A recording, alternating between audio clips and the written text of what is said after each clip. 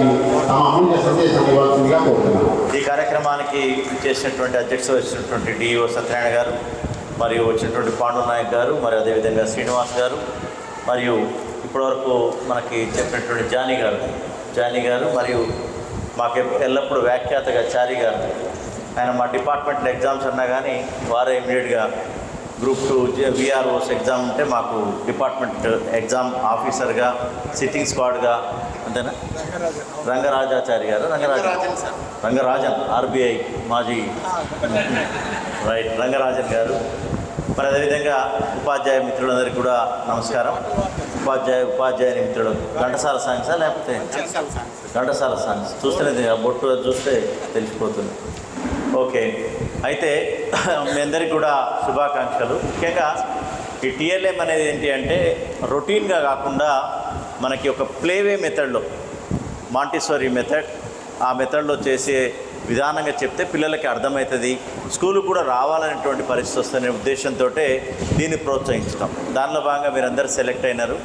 ముఖ్యంగా టీచర్లు ఎక్కడుంటే అక్కడ నేను వస్తాను ఎట్టి పరిస్థితుల్లో, ఎందుకంటే నాకు విద్యారంగం మీద ప్రేమ ఉంది. తర్వాత విద్యనే మన యొక్క బతుకులు మారుస్తుంది, పేదవాళ్ళ బతుకులు. కానీ మీలో కూడా చాలా పేదరికం నుంచి వచ్చినటువంటి వాళ్ళు ఉండొచ్చు, చాలా పేదరికం నుంచి వచ్చినటువంటి వాళ్ళు, బడుగు బలహీన వర్గాల నుంచి వచ్చినటువంటి వాళ్ళు ఉండొచ్చు. మీరే మొదటి ఎంప్లాయీ కూడా అయి ఉండొచ్చు. కానీ మీ తర్వాత తరాలు మీరు ఒక జాబ్ చేసుకున్న తర్వాత మారుతాయి.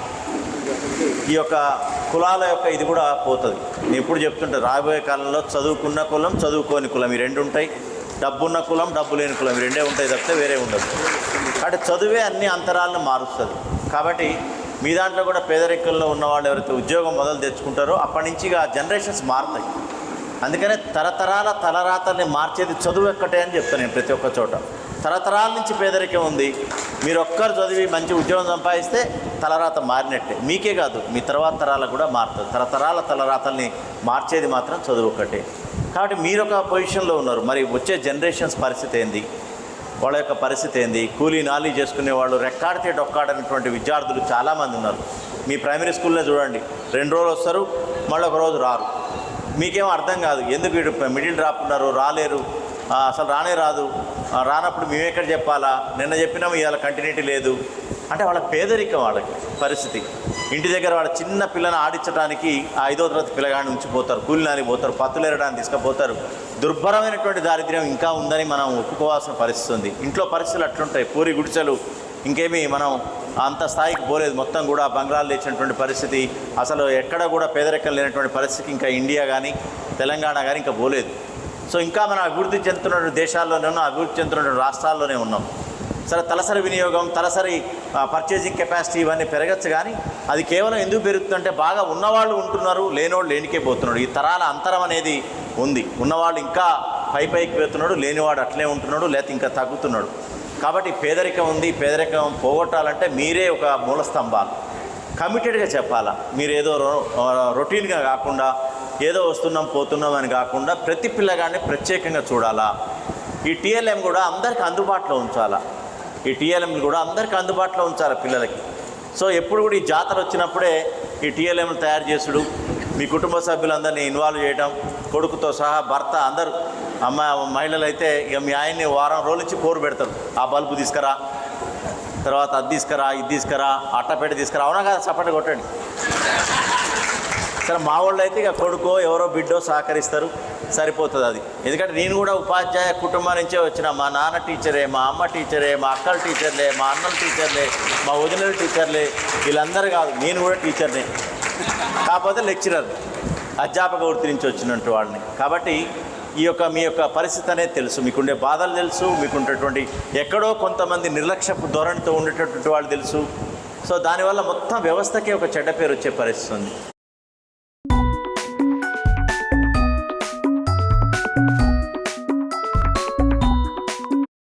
వాళ్ళు తెలుసు.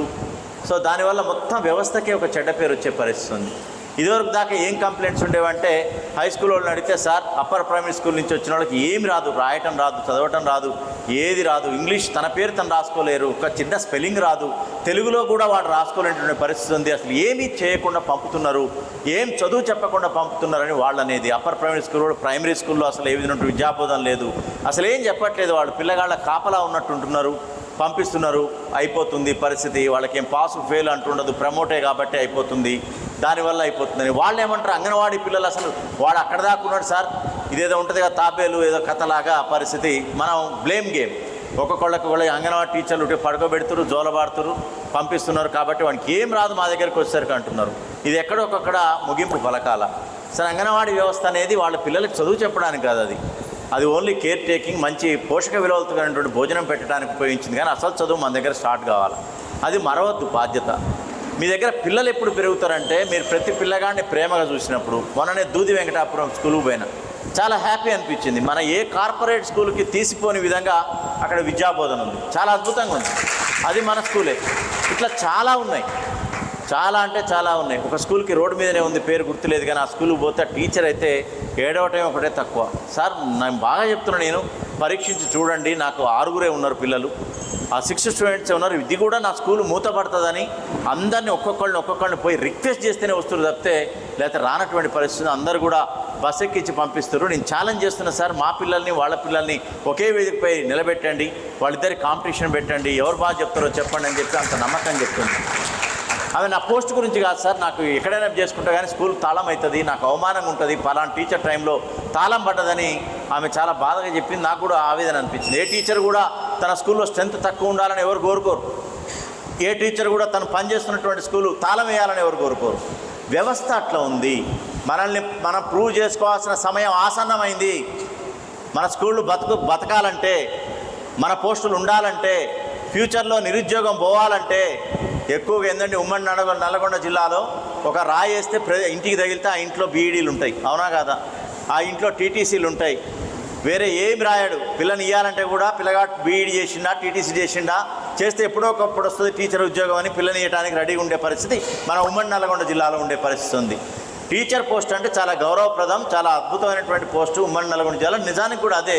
కానీ ఇప్పుడు పరిస్థితి ఎట్లుందంటే, ఇప్పుడున్నటువంటి స్కూళ్ళ స్ట్రెంత్, ప్రభుత్వం అయితే ఏ స్కూల్ని మూయొద్దు అని ఆర్డర్స్ వేసింది. ఈ ప్రభుత్వం అయితే ప్రభుత్వ స్కూళ్ళని పరిరక్షించాలా, మంచి పటిష్టం చేయాలా అని ఎక్కువ ప్రాధాన్యత ఇస్తుంది. అందుకనే అడ్మిషన్స్ క్రమంగా పెరుగుతున్నాయి. కానీ సరిపోదు. మనకి మీ తమ్ముళ్ళో, మీ చెల్లెలో, అక్కలో, లేకపోతే ఇంకెవరైనా సరే వాళ్ళు ఉద్యోగాలు రావాలా, డిఎస్సీలు చేసి వాళ్ళ పెళ్ళిళ్ళు కావాలా, టీటీసీలు చేసిన వాళ్ళకి ఉద్యోగాలు రావాలా, వాళ్ళ జీవితం నిలబడాలంటే మీరు కష్టపడాలా. ఎందుకు కష్టపడాలా అంటే మీ దగ్గర ఉన్నటువంటి మొత్తం కూడా స్కూల్ కళకళలాట్టేట్టు చేయాలా. మన హై స్కూల్ కావచ్చు, ప్రైమరీ స్కూల్ కావచ్చు, మనం చదువుకున్న రోజుల్లో ఫుల్ నిండిపోయి ఉండేది. అసలు ఏ మాత్రం ఇది లేక, అప్పుడు కూడా ప్రైవేట్ స్కూల్ ఉన్నాయి కానీ ఇన్ని లేవు. కానీ మనకు చెప్పే టీచర్లు కూడా ఇప్పుడు మనకు మనసులో ఉన్నారు.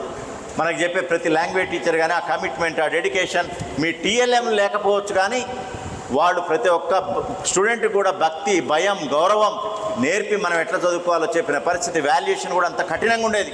తెలుగులో ఇప్పుడు 25కి 24 వేస్తున్నారు, కానీ అప్పుడు ఎంత బాగా చదివినా కానీ 13, 30 ప్రతి లైన్లో కూడా కడుపులో దాలో చుక్క లేకపోయినా సరే అప్పుడు మార్కు కట్ చేసేది. ఇప్పుడు వాల్యుయేషన్ మనం అంత స్ట్రిక్ట్గా చేస్తున్నామా అనేది పరిశీలన చేయాలి. ఎందుకు చేయాలి వాల్యుయేషన్ స్ట్రిక్ట్గా అంటే, ఆయన తప్పులు నేర్చుకునేది ఎప్పుడు ఇవన్నీ కూడా వాల్యుయేషన్ చేసి ఇక్కడ తప్పు చేసామంటే మళ్ళీ నెక్స్ట్ టైం చేయకుండా ఉంటాడు. కాబట్టి ఆ వాల్యుయేషన్ కూడా సరళీకృతం చేసినటువంటి పరిస్థితుల్లో కూడా ఈ యొక్క స్టాండర్డ్స్ అనేవి లేవు. చెప్పేది ఏంటంటే మనం కమిటెడ్గా, డెడికేటెడ్గా పనిచేయాలా. మన కోసం ఎవరు రాదు. మీ ఉద్యోగం పక్కన ఉన్న స్కూల్ టీచర్ చేయదు, మీ ఉద్యోగం మీరే చేయాలా. మీ స్కూల్ పిల్లల స్ట్రెంత్ ఎవరో చేయరు. మీరు బడిబాట అని చెప్పి ప్లకార్డు పట్టుకొని ఈ ఊరు తిరిగితే ఎవరు మీకు పిల్లల్ని పంపరు. మిమ్మల్ని మీరు ప్రూవ్ చేసుకోవాలి. ఎట్లా చేసుకోవాలి? ఈ టీచింగ్ మెటీరియల్ని ఎక్కువ పెట్టాలి, అక్కడ ఎగ్జిబిషన్లా పెట్టాలి. మీ పిల్లల యొక్క పేరెంట్స్ టీచర్ మీటింగ్ మీ స్టూడెంట్స్ యొక్క పేరెంట్స్తో కాదు. ప్రైవేట్ స్కూళ్ళకి ఆ బస్సులలో టాటా బై బై చెప్పి mummy daddy Johnny yes papa అంటూ 30,000 50,000 కడుతున్నటువంటి ఆ పేరెంట్స్ని పిలవండి. ఇటువైపు ఆ పిల్లల్ని పెట్టండి, ఇటువైపు ఈ పిల్లల్ని పెట్టండి. మేము ఎందుకు తక్కువ, మాకెందుకు పంపట్లేదని నిలదీసి అడగండి, తప్పులేదు. తప్పులేదు. వాళ్ళేమి బాగా డబ్బుని కూడా పంపట్లేదు. డొక్కాడినా మొత్తం వాళ్ళకి ఇంట్లో కుటుంబంలో ఒక పూట తిన్నా తినకపోయినా ప్రైవేట్ స్కూల్ పంపడమే ఒక ప్రెస్టీజ్ అనుకునే ఉద్దేశంలో వాళ్ళు పంపుతున్నటువంటి పరిస్థితి ఉంది. డబ్బులుండి కాదు. వాళ్ళకి మనం మేలు చేసినట్లయితే, మీ యొక్క జాబ్ కూడా నేను మేలు చేసినట్లయితే, మీ జీతానికి మీరు న్యాయం చేసినట్లయితే అంటే వాళ్ళని మీ స్కూల్కి రప్పించండి. వాళ్ళకు 50,000 మిగులుతాయి సంవత్సరానికి. దాని ద్వారా పిల్లలకి మంచి ఫుడ్ పెడతారు, మంచి బట్టలు కుట్టిస్తారు. వాళ్ళు ఏమైనా ఇందిరా మిల్లు ఏదో కట్టుకుంటే సాయం అవుతుంది. ఒక్కొక్కళ్ళది ఒక్క దీన కాదా. ఇందిరా మిల్లు చూడటానికి పోతుంటే చాలా పేదరికం. మా మహిళా సంఘాలు అప్పిస్తే కానీ కట్టలేరు. పిల్లలు ఎక్కడ చదువుతారు అంటే ప్రైవేట్ స్కూల్ అని చెప్తున్నారు. ఎంత బాధాకరంగా ఉంటుంది. ఇక కోపం వచ్చి నేను కూడా అన్నా, నీకెందుకు ఇవ్వాలా ఇందిరా మిల్లు, నువ్వు పేదరికం అంటున్నావు, పిల్లగాడిని నెలకు సంవత్సరానికి 50,000 రూపాయలతోటి బయటికి బస్సులలో పంపుతున్నావు అని అడిగితే, సార్ పక్క ఊరంతా ఒక ప్రెస్టీజ్ ఇష్యూ అయిపోయింది, ఇదో గౌరవం అయిపోయింది, గవర్నమెంట్ స్కూల్ పోతే నామోష అన్నట్టు ఫీల్ అవుతుందని పరిస్థితి ఇంకా ఉందంటే మనం ఛాలెంజ్ తీసుకోవాలి. గవర్నమెంట్ స్కూల్కు రావటం అనేది వాళ్ళకి ఒక ప్రెస్టీజ్లా ఫీల్గా పరిస్థితి ఉండాలా.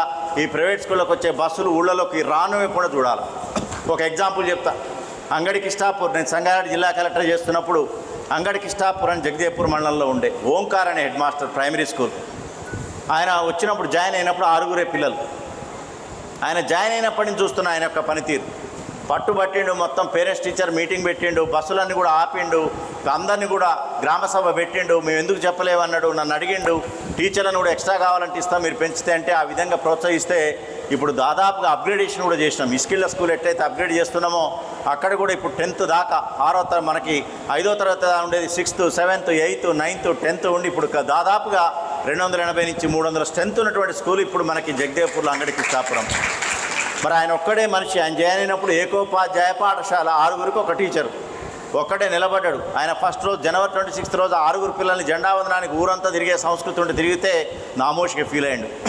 అందరు తల్లిదండ్రులు కలిసిండు, గడప గడప దొక్కిండు. ఆయన మంచి దస్తూరు ఉంటుంది, ఆయన రాస్తే ఎట్లుంటుంది అంటే ప్రింట్ కొట్టినట్టు ఉంటుంది. ఆ ప్రింట్ తోటి ప్రతి తల్లిదండ్రులకి లేఖ రాసిండు. లేఖ రాసి నేను ఈ విధమైనటువంటి చేస్తా అని చెప్తే అందరు తరలిచ్చారు. వాళ్ళ కంట్రిబ్యూషన్ కూడా జరిగింది. ప్రొజెక్టర్లు ఇచ్చారు. తలా రకమైనటువంటి ఒక ఎన్ఆర్ఐలు పట్టుకున్నాడు ఆ ఊరిలో. వాళ్ళు కూడా నమ్మకం కలిగితే ఏదైనా చేస్తారు గ్రామస్తులు. అదేవిధంగా నేను కూడా అధికారిగా ఉన్నప్పుడు అక్కడ ఉన్నటువంటి బిల్డింగ్ కూడా అడిషనల్ క్లాస్ రూమ్స్ ఇచ్చినాం. చాలా అంటే ఒక పని చేసేటటువంటి స్కూలు, పనిచేసేటటువంటి పాఠశాల ఉందంటే పూర్తి స్థాయిలో అధికారులు కానీ లేకపోతే ఉన్నటువంటి గ్రామస్తులు కానీ అందరూ సహకరిస్తారు. ఇప్పుడు ఆ ఊరిలో ఎక్కడికి కూడా పోరు, అన్ని బంద్, బస్సులు బంద్, ప్రైవేట్ స్కూళ్ళు లేవు, పోయేటోళ్ళు లేరు, కేవలం గవర్నమెంట్ స్కూల్కే పోతున్నారు. మెరికల్ లాగా ఉంటారు, దూది వెంకటాపూర్ పిల్లల్లాగా అక్కడ ఉంటారు. మీరు కూడా బాగా చెప్తున్నారు కానీ ఆ ఫలితం స్ట్రెంత్ మీద కనపడాలి నాకు. మీరెంత టీఎల్ఎం చేసినా ఏది చేసినా పిల్లలు పెరగకపోతే మాత్రం ఇబ్బందికరమైన పరిస్థితి వస్తుంది. మీకు కూడా ఒక రోజు వస్తుంది, క్లాస్కి ఒక టీచర్ వచ్చే రోజు ఎప్పుడు వస్తుంది అంటే స్ట్రెంత్ పెరిగినప్పుడు వస్తుంది. మీరు ఇదంటే అది అదంటే అది అనుకునే పని లేదు. మనం కోడి గుడ్డు ముందా కోడి ముందా అనుకునే పరిస్థితి లేదు. ప్రభుత్వం కూడా ఏం చేస్తుంది, 1:20 అంటుంది. మీరు స్ట్రెంత్ పెంచి చూడండి, తరగతి గది కన్నా ఒక టీచర్ వచ్చే పరిస్థితి ఉంటుంది. 1 నుంచి 5వ తరగతి వరకు ఉండి కనీసం స్ట్రెంత్ అనేది ఒక్కొక్క దగ్గర 10-12 ఉంటే మనం గట్టిగా అడగచ్చు. అప్పుడు మరి రిక్రూట్మెంట్ జరుగుతుంది. మన తమ్ముళ్ళు, చెల్లెళ్ళు, కొడుకులు, బిడ్డలు వాళ్ళు కూడా ఉద్యోగాలు దొరుకుతాయి. పిల్లల్ని పెంచుకోవాలా. మనకంటే మేధావులు అయితే కాదు. డిఎస్సి రాసిర్రు మీరు. DSC is nothing but civil services ప్రిమిలిస్తో సమానం. మన ఉమ్మడి నల్లగొండ జిల్లాలో అంటే ఇంకా కష్టం, ఇంకా సోషల్ స్టడీస్లో ఇంకా కష్టం. మిగతా దాంట్లో కొద్దిగా అంతో ఇంతో నయం కానీ ఇంకా కష్టం. సో దాంట్లో నుంచి వచ్చిరంటే మీరు మేధావులు. మీకంటే మంచిగా చెప్పేటోళ్ళు ప్రైవేట్ స్కూళ్ళలో ఉంటారని అయితే నేను నమ్మను. మీరు నమ్ముతారో, మీ మీద మీకు ఆత్మవిశ్వాసం ఉందో లేదో కానీ మీ మీద నాకు అతి విశ్వాసం ఉంది. కాబట్టి మీరందరూ కూడా నా నమ్మకాన్ని ఒమ్ము చేయకుండా స్టాండర్డ్స్ పెంచండి. మీ 5వ తరగతి నుంచి బయటకు వచ్చిన పిల్లగాడు మంచిగా రాయగలగాల, తెలుగు రాయగలగాల, ఇంగ్లీష్ రాయగలగాల, చదవగలగాల, మినిమం గ్రామర్ తెలిసి ఉండాలా, మ్యాథమెటిక్స్ ఆపరేషన్స్ కనీసం తెలిసి ఉండాలా. Couple cooking challenge, Gen Z versus Gen X. We are going to see who's going operations కనీసం తెలిసి ఉండాలా. మనం ఇప్పుడు అందంగా చెప్తున్నాం టీఎల్ఎంలో 5వ తరగతి తెలియని పిల్లగాడి కనీసం మనం పెడితే అవన్నీ కూడా వచ్చినటువంటి పరిస్థితి ప్రతి పిల్లవాడికి ఉండాలి. పుట్టగానే కూడా ఎవరు మొద్దు, ఎవరు క్లెవర్ అనేది ఉండరండి. మీరు కూడా పుట్టంగానే ఇంటెలిజెన్స్ కాదు. చాలామంది ఏమో కొంతమంది ఉండొచ్చు, నాతో సహా. అభ్యాసంతోనే వస్తుంది మనకి. ఆ ఎక్సర్సైజ్ చేయటం, రిపీటెడ్గా చదవటం, ఒల్లెవేయటం, చేయటం, ప్రాక్టీస్ చేయటంతోనే వస్తుంది. పుట్టగానే మేధావులు ఎవరు కాదు, అదొక కేటగిరీ.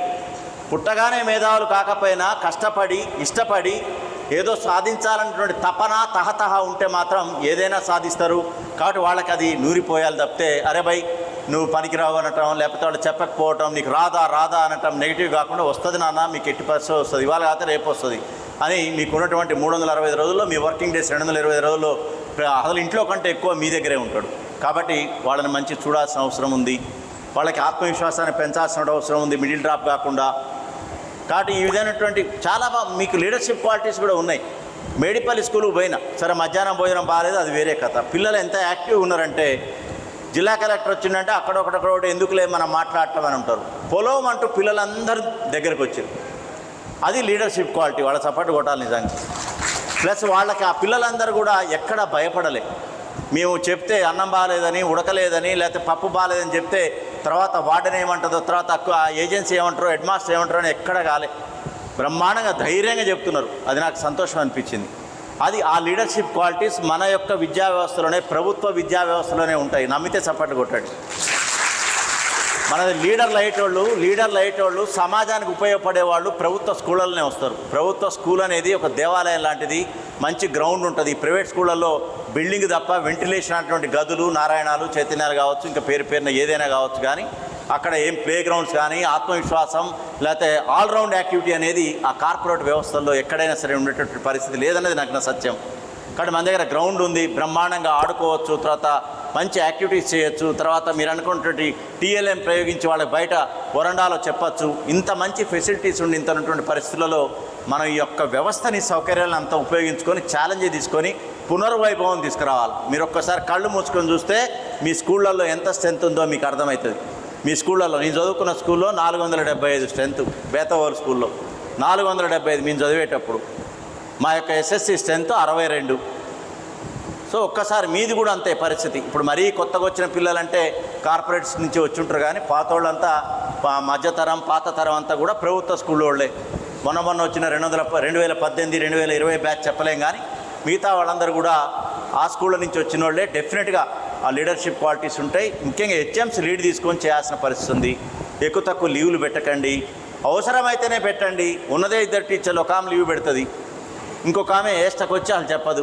ఆమె లీవ్ పెట్టింది, నాకు బట్టరు ఈ పిల్లగాళ్ళంతా, మొత్తం వీళ్ళకి చెప్పాలా?